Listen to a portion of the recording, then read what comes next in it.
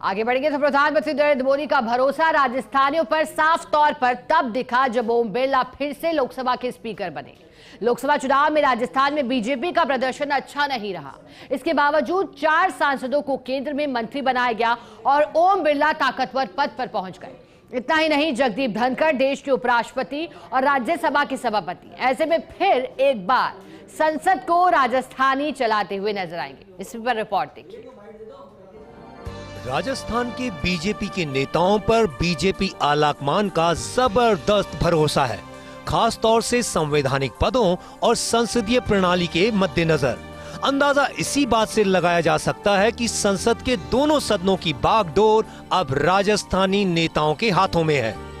निचले सदन लोकसभा के स्पीकर पद पर ओम बिरला की ताजपोशी ने साबित कर दिया कि राजस्थान के नेताओं पर पीएम नरेंद्र मोदी और अमित शाह कितना भरोसा करते हैं।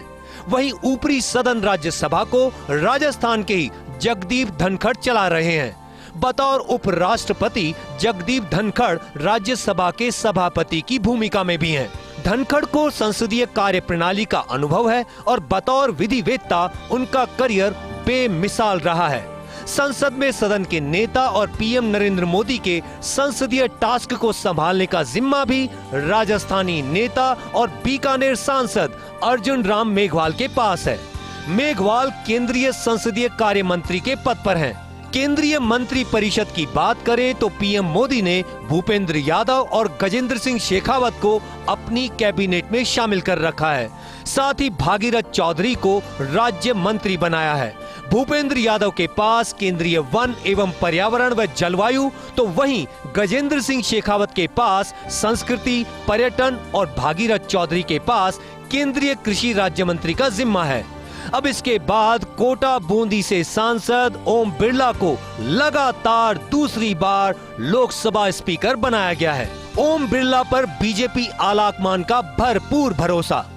पीएम मोदी और अमित शाह के विश्वस्त नेताओं में है ओम बिरला की गिनती। अपने बीते कार्यकाल में ओम बिरला ने संसदीय नवाचारों को गढ़ा।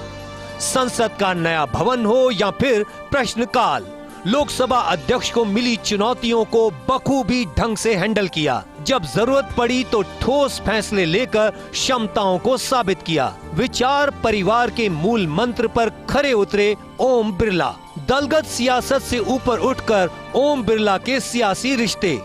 लोकसभा चलाने में निपुण हैं ओम बिरला।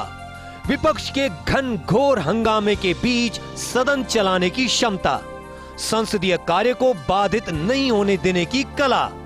ओम बिरला ने कार्य दिवस में रिकॉर्ड बनाया था। ओम बिरला को एनडीए के घटक दलों का पूरा साथ। कि जो संसदीय मर्यादा है उसके पालन करने की जिम्मेदारी आपने मुझे दी है और मैं उसका पालन करूंगा। मैं कभी माननीय सदस्यों के खिलाफ कोई कार्रवाई नहीं करना चाहता, लेकिन आप सब भी ये चाहते हैं कि सदन की उच्च कोटि परंपरा पर पार्टियां लागू रहे। इसके लिए मुझे कठोर निर्णय लेने पड़ते हैं। मेरी इस 18वीं लोकसभा में अपेक्षा रहेगी कि हम सब लोग बहुत अच्छा संवाद करें, उच्च कोटि की संवाद करें, चर्चा करें। जैसा इस सदन की परंपरा रही है कि यहाँ पर उच्च कोटि की संवाद चर्चा हुई है, मेरी कोशिश रहेगी कि उसी तरीके की चर्चा संवाद हो। इस महत्वपूर्ण कालखंड में दूसरी बार इस पद पर विराजमान होना बहुत बड़ा दायित्व आपको मिला है और आपका 5 वर्ष का अनुभव और आपके साथ हम लोगों का 5 साल का अनुभव, हम सबका विश्वास है कि आप आने वाले 5 साल हम सबका मार्गदर्शन भी करेंगे और देश की आशा अपेक्षाएं पूर्ण करने के लिए ये सदन अपना दायित्व निभाने में आपकी बहुत बड़ी भूमिका रहेगी।